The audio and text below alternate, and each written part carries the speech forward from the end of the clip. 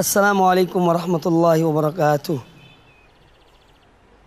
Innal hamdalillah nahmaduhu wa nasta'inuhu wa nastaghfiruh wa na'udzu billahi min shururi anfusina wa min sayyiati a'malina. May yahdihillahu fala mudilla lahu wa man yudlil fala hadiyalah. Wa asyhadu an la ilaha illallah wahdahu la syarikalah wa asyhadu anna Muhammadan abduhu wa rasuluh. Alhamdulillah, senantiasa kita panjatkan puja dan puji syukur kepada Allah Subhanahu wa Ta'ala atas nikmat iman dan Islam, nikmat taufik, hidayah dan inayah dari Allah Subhanahu wa Ta'ala, sehingga kita diberikan ilmu yang bermanfaat untuk mengenal manhaj yang hak, untuk mengenal manhaj yang benar, yang bersumber dari Al-Quran dan hadis-hadis Rasulullah Sallallahu Alaihi Wasallam, sesuai dengan apa yang dijalani dan dipahami oleh para salaf pendahulu kita yang soleh rahimahumullah ta'ala. Ada sebuah wasiat yang sering disampaikan oleh para salaf kepada para ulama-ulama di kalangan salaf pada saat itu, di kalangan para fuqaha, sebagaimana dikatakan oleh Abdullah bin Aun rahimahullah ta'ala. Beliau mengatakan bahwa para salaf saling mewasiati 3 hal. Yang pertama, man aslaha sariratahu aslahallahu alaniyatah. Barang siapa yang senantiasa memperbaiki hal-hal yang tersembunyi pada dirinya, niscaya Allah akan memperbaiki apa yang tampak pada dirinya.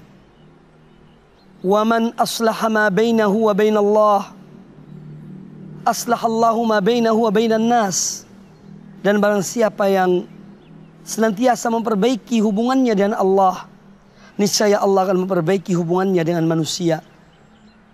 Wa man amila lil akhirati kafahullahu dunya. Dan barang siapa yang beramal untuk akhirat, niscaya Allah akan mencukupi dunianya. Kaum muslimin rahimakumullah, di dalam wasiat ini sungguh berarti. Wasiat yang pertama, barang siapa yang senantiasa memperbaiki hal-hal yang tersembunyi dalam dirinya, niscaya Allah akan memperbaiki apa yang tampak pada dirinya. Ini merupakan wasiat agar kita senantiasa memperbaiki hati kita, niat-niat kita, keikhlasan kita dalam beramal, ketakwaan kita kepada Allah Subhanahu wa Ta'ala, maka Allah akan memperbaiki apa yang tampak pada diri kita. Allah akan memperbaiki perbuatan-perbuatan kita. Allah akan memperbaiki akhlak dan moral kita. Allah akan memperbaiki muamalah kita kepada manusia. Karena dengan memperbaiki hati dan memperbaiki niat-niat kita, keikhlasan kita, ketakwaan kita, maka Allah Ta'ala akan memperbaiki apa yang tampak pada diri kita.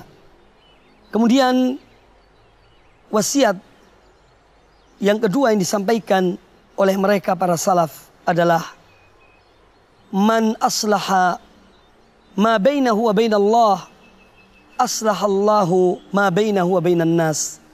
Barang siapa yang senantiasa memperbaiki hubungannya dengan Allah, niscaya Allah akan memperbaiki hubungannya dengan manusia.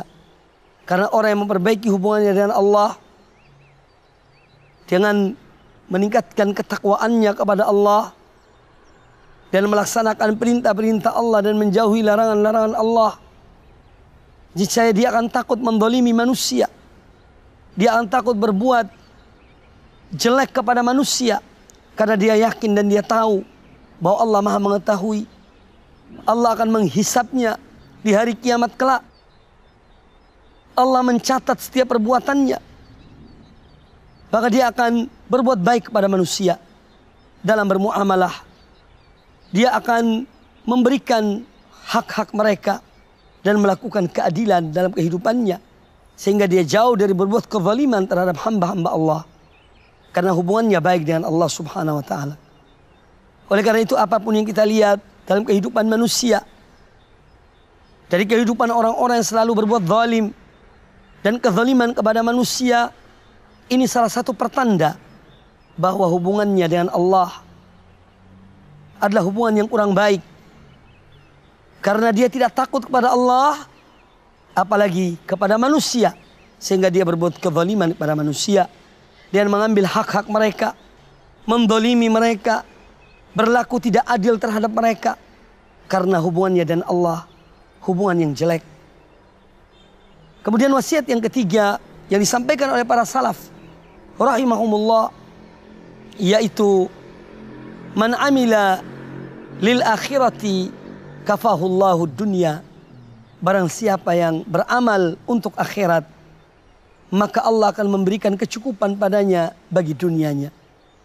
Orang yang hidup di dunia ini, dan terutama adalah orang-orang yang beriman, kehidupan mereka adalah untuk akhirat.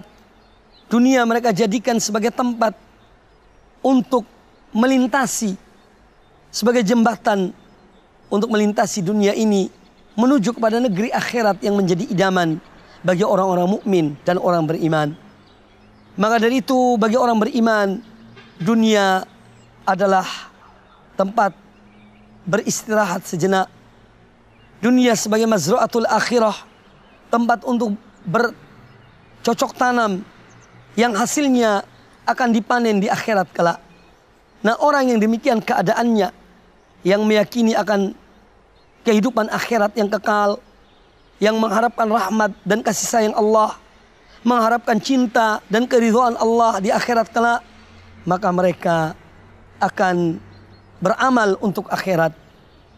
Dunia ini sebagai tempat mereka lalui, yang akan mereka tinggalkan. Maka dari itu ibadah mereka, amal-amal kebaikan yang mereka lakukan, semuanya adalah dengan tujuan untuk mendapatkan akhirat yang gemilang. Nah, orang yang demikian keadaannya, Allah akan memberikan kecukupan kepadanya. Allah akan memberikan kekayaan dalam dirinya. Allah akan memberikan kepadanya dunia ini karena tujuannya adalah akhirat. Maka orang yang bertujuan akhirat, dunia akan terlampaui baginya. Tetapi orang yang tujuannya hanya dunia, maka dia tidak akan mendapatkan akhirat itu. Semoga Allah Ta'ala menjadikan kita di antara hamba-hambanya yang senantiasa menjadikan akhirat sebagai tujuan kita, akhirat sebagai idaman kita untuk mendapatkan cinta Allah, mendapatkan ridho Allah, dan mendapatkan apa-apa yang dijanjikan oleh Allah Subhanahu wa Ta'ala. Semoga wasiat-wasiat salaf yang kita dengar tadi menggugah hati kita untuk selalu meningkatkan iman kita, ketakwaan kita, keikhlasan kita kepada Allah Ta'ala. Demikian pula meningkatkan perbuatan baik dalam bermuamalah dengan manusia, dan agar kita benar-benar meresapi tentang kehidupan dunia yang hanya sementara ini dan tidak menjadikan dunia sebagai tujuan. Aqulu qouli hadza wallahu ta'ala a'lam.